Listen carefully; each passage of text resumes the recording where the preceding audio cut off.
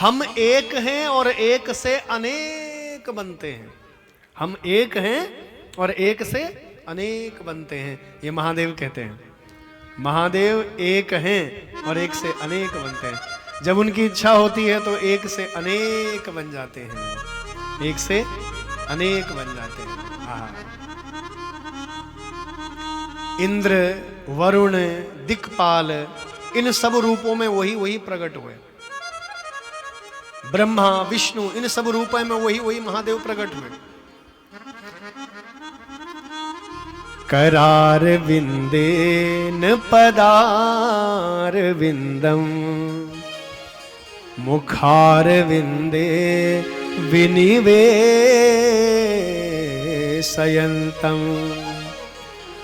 वटस्य पत्रस्य पुटे शयानम्, बालमुकुन्दं मनसा स्मरामि, बालमुकुन्दं मनसा स्मरामि।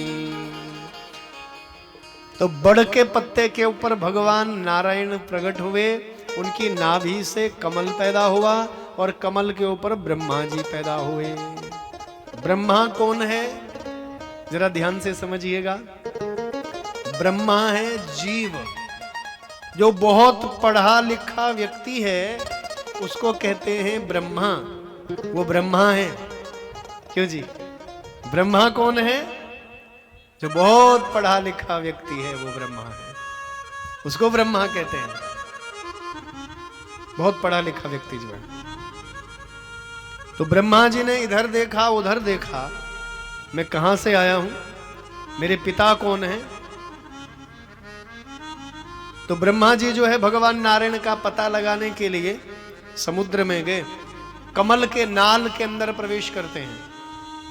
उन्होंने ऐसे स्पर्श किया और स्पर्श से लगा कि मैं किसी पुष्प के ऊपर बैठा हुआ हूं, मैं किसी फूल के ऊपर बैठा हूं। तो उस पुष्प में क्या किया, उन्होंने छेद बनाया और फूल के अंदर जो है नाल के अंदर उन्होंने प्रवेश किया। तो शास्त्रों में कहते हैं एक दिन नहीं, 2 दिन नहीं, 100 वर्षों तक ब्रह्मा जी अपने पिता को ढूंढते रहे, भगवान नारायण को ढूंढते रहे। और जब भगवान नारायण मिल गए, दर्शन दिए, बड़ा मंगलमय प्रसंग है।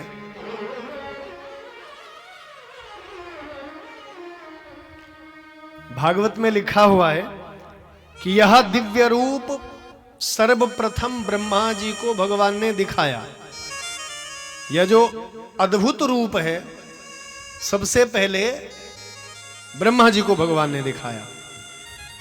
मृणाल गौरा यत शेष भोगम, प्रयंक एकम पुरुषं शयानं, फणात पत्रा युतमूर्धरत्न, दुभर्हत ध्वांत युगांत तोये, दुभिर्हत ध्वांत युगांत तोये। मृणाल गौरा यत शेष भोगम। गौर वर्ण के शेषनाग जो हैं 10,000 फनों वाले शेषनाग। ध्यान दीजिएगा कितने फन हैं भगवान शेषनाग जी के, जोर से बोलना। और कैसे? गौर वर्ण के। मृणाल गौरा यत शेष भोगम, प्रयंक एकम पुरुषं शयानम। और एक बड़ा दिव्य पुरुष जो है 10,000 फणों का जो शेषनाग है उनकी शेष सैया पर जो है शयन कर रहे हैं। उनके नाभि से कमल और कमल के ऊपर ब्रह्मा जी पैदा हुए। देखो तो ऐसा दिव्य रूप सबसे पहले किसने देखा? जोर से बोलिए, किसने देखा ये दिव्य रूप? ब्रह्मा जी ने देखा है। पहला दिव्य रूप ब्रह्मा जी ने। लेकिन ब्रह्मा जी के मन में बड़ा घमंड आ गया, बड़ा अहंकार आया। बड़ अधिकार दक्ष जब पावा, बड़ अधिकार दक्ष जब पावा, बड़ अधिकार दक्ष जब पावा, अति अभिमान हृदय तब आवा, अति अभिमान हृदय गाइए, अति अभिमान हृदय तब आवा, अति अभिमान हृदय तब आवा, बड़ अधिकार दक्ष जब पावा, बड़ अधिकार दक्ष गाइए पावा, बड़ अधिकार दक्ष जब पावा, बड़ अधिकार दक्ष जब पावा, अति अभिमान हृदय तब आवा, अति अभिमान। सब गाइए मेरे साथ में, ताली बजाइए। अति अभिमान हृदय तब आवा, अति अभिमान हृदय तब आवा, नहीं को अस जन्मा जग माही, नहीं को अस जन्मा जग माही, नहीं को अस जन्मा जग माही, नहीं को अस जन्मा जग माही, प्रभुता पाई जाई मद नाही, प्रभुता पाई जाई मद नाही, प्रभुता पाई जाई मद नाही, प्रभुता पाई जाई मद नाही, बड़ अधिकार जब कोई पावा, बड़ अधिकार जब कोई पावा, बड़ अधिकार दक्ष जब पावा, बड़ अधिकार दक्ष जब पावा, अति अभिमान हृदय तब आवा, अति अभिमान हृदय तब आवा, अति अभिमान हृदय तब आवा, अति अभिमान हृदय तब आवा, बड़ अधिकार जब कोई पावा, बड़ अधिकार गाइए, जब कोई पावा, बड़ अधिकार जब कोई पावा, बड़ अधिकार जब कोई पावा।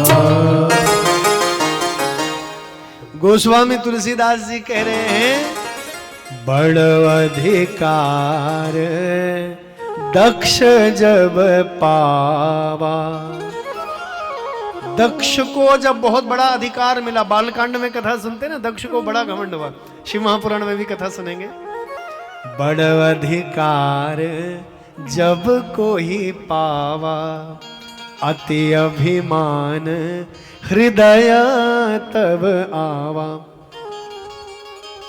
भगवान जब किसी को बहुत ज्यादा सम्मान दे देते हैं तो उसके मन में घमंड आता है, अहंकार आ जाता है। बड़ अधिकार जब कोई पावा, अति अभिमान हृदय तब आवा। नहीं कोहु अस जन्मा जग माही, इस जगत में कोई ऐसा जन्मा ही नहीं है, नहीं कोहु अस जन मां जग माही। प्रभुता पाई जाई मद नाही। बहुत ज्यादा प्रभुता मिल जाए, सम्मान मिल जाए, और ऐसा कोई पैदा नहीं हुआ, प्रभुता मिल जाए, सम्मान मिल जाए और घमंड ना आए, ऐसा है कोई? देखो ये दो चीजें हैं, पद और मद। ये दोनों भाई भाई हैं, जुड़वा भाई। एक भाई का नाम है पद और दूसरे का नाम है, जोर से बोलना, मद। पद और मद ये दोनों साथ साथ चलते हैं। यदि पद आ गया किसी के पास तो मद ने आना ही आना है। एक के साथ दूसरा फ्री कहते हैं ना, एक के साथ दूसरा फ्री, तो पद आएगा तो मद ने भी आना ही आना है। तो ब्रह्मा जी को बहुत बड़ा सम्मान दे दिया, पद दे दिया, ब्रह्मा जी को घमंड हो गया। बहुत ध्यान से सुनना, बड़ा अद्भुत प्रसंग है। और भगवान विष्णु को कह रहे हैं, पितामहश्च जगता तब पितु वैष्णवस्तथा। पितामहश्च जगता तब पितु वैष्णवस्तथा। अहम पितामहश्च जगतः, मैं सारे जगत का पिता हूं, और उस नाते से मैं सारे जगत का पितामह। अहम पितामहश्च जगतः, पितामह किसे कहते हैं? दादा के लिए। पितामह का अर्थ होता है दादा। अहम पितामहश्च जगता तब पितु वैष्णवस्तथा। उस नाते से हे नारायण मैं तुम्हारा पिता हुआ। सारे जगत का तो दादा हूं और उस नाते से मैं तुम्हारा पिता हूं। देखो भगवान को कह रहा है, विष्णु को, कि मैं तुम्हारा पिता हूं, तुम मेरे बेटे हो। भगवान विष्णु बोले, देखो ब्रह्मा जी, पिता से ही पुत्र पैदा होता है। पहले मैं पैदा हुआ, फिर मेरे नाभि से कमल पैदा हुआ। भगवान को कहते हैं ना पद्मनाभ, पद्मनाभम। क्यों? हमारे भगवान है ना, कहाँ? केरल में है ना, पद्मनाभम। आहा, जय हो। दर्शनों की बड़ी इच्छा है, मेरी मैया की कृपा होगी तो होंगे दर्शन। पद्मनाभम भगवान केरल में है, बड़े प्रसिद्ध पद्मनाभम। तो भगवान का नाम है पद्मनाभम, पद्मनाभ। उनके नाभि से पद्म यानी कमल का पुष्प पैदा हुआ, और कमल के पुष्प के और फिर ब्रह्मा जी पैदा हुए। क्यों? पहले भगवान पैदा हुए, फिर नाभि से कमल पैदा हुआ, कमल के ऊपर ब्रह्मा जी पैदा हुए। तो ये ब्रह्मा जी, पिता पहले होता है पैदा और पुत्र बाद में होता है। इसलिए पिता हम हैं, पुत्र तुम हो। लेकिन ब्रह्मा मानने को तैयार नहीं। अब दोनों में विवाद हो गया। देखो भैया, आज झगड़ा इसी बात का तो है। एक कहता है मैं बड़ा हूं, दूसरा कहता है मैं बड़ा हूं। क्यों? कलयुग में यही तो हो रहा है। आज कोई छोटा नहीं बनना चाहता, सब बड़े बनना चाहते हैं। हम बड़े हैं, हम बड़े हैं, हम बड़े हैं। क्यों? क्षमा करो छत्तीसगढ़िया लोगों, भैया सब बड़ा बनना चाहते हैं। आज पैसों में मैं बड़ा हूं, मान सम्मान में मैं बड़ा हूं, धन वैभव में मैं बड़ा हूं, पद प्रतिष्ठाओं में मैं बड़ा हूं। कोई छोटा बनना ही नहीं चाहता, सब बड़ा बनना चाहते हैं। आज बड़ा बनने की सब में एक रेस लगी हुई है, एक होड़ मचा हुआ है। एक कहता है मैं बड़ा हूं, दूसरा कहता है मैं। और जब टकरते हैं ना आपस में, तब झगड़ा शुरू होता है। क्योंकि छोटा तो कोई बनना चाहता ही नहीं है, सब बड़ा बनना चाहते हैं। तो सब बड़े बनेंगे तो भैया सब टकराएंगे, और सब टकराएंगे तो झगड़ा शुरू होगा, युद्ध शुरू होगा। अब कल्पना करो, ब्रह्मा जैसी शक्ति और नारायण जैसी शक्ति दोनों आपस में टकरा रही है। एक कहता है मैं बड़ा हूं, दूसरा कहता है मैं बड़ा। जब दोनों के बीच झगड़ा शुरू हुआ, शिव महापुराण में लिखा हुआ है कि दोनों देवताओं का युद्ध देखने के लिए सब देवता आकाश मंडल में खड़े हो गए। इंद्र, वरुण, दिक्पाल सब देवता खड़े हो गए। कौन इस युद्ध में जीतेगा? एक और ब्रह्मा जैसी शक्ति है, दूसरी ओर विष्णु नारायण जैसी शक्ति है। कौन जीतेगा इस शक्ति में? लेकिन भगवान शिव को बड़ा कष्ट हुआ जब बच्चे आपस में लड़ते हैं ना। क्यों? तो माता पिता को कष्ट होता है ना। दो बेटे हैं, आपस में लड़ रहे हैं, हिस्से किस्से में लड़ाई हो रही है, मुकदमेबाजी हो रही है। एक एक इंच के लिए भाई भाई शत्रु बने बैठे हैं। क्षमा करिए, बुरा मत मानिए। तो माता पिता को बड़ा कष्ट होता है जब बेटे आपस में लड़ रहे होते हैं। माता पिता को बड़ा दुख होता है। तो पिता कौन है? वो तो महादेव है ना, आदि पिता है। सारे जगत के स्वामी हैं, पिता हैं वो। तो ब्रह्मा जैसा बेटा और विष्णु जैसा बेटा जब दोनों लड़ रहे हैं, एक बौद्धिक व्यक्ति है, दूसरा शक्तिशाली व्यक्ति है, अरे समाज का मार्गदर्शन क्या करोगे जब तुम आपस में ही लड़ोगे। तो जब दोनों देवता लड़ रहे हैं तो दोनों देवताओं के मध्य में देवादिदेव महादेव शिवलिंग रूप में प्रकट हो जाते हैं। बोलिए शिव शंकर भगवान की जय। मेरे सन्मुख देखे, यहां पर बड़ा दिव्य शिवलिंग रखा हुआ है। आहा, देख रहे हैं ना, हाँ, शिवलिंग भगवान का बड़ा दिव्य रूप महादेव का शिवलिंग। और ऐसा ही शिवलिंग दोनों देवताओं के बीच में प्रकट हो गया। देखिए, दोनों देवताओं के मध्य में प्रकट हो गया। और शिवलिंग कैसा है जरा ध्यान दीजिएगा, शिव महापुराण में लिखा है कैसा शिवलिंग है। महानल स्तंभ भीषणाकृतिर्बभूवा,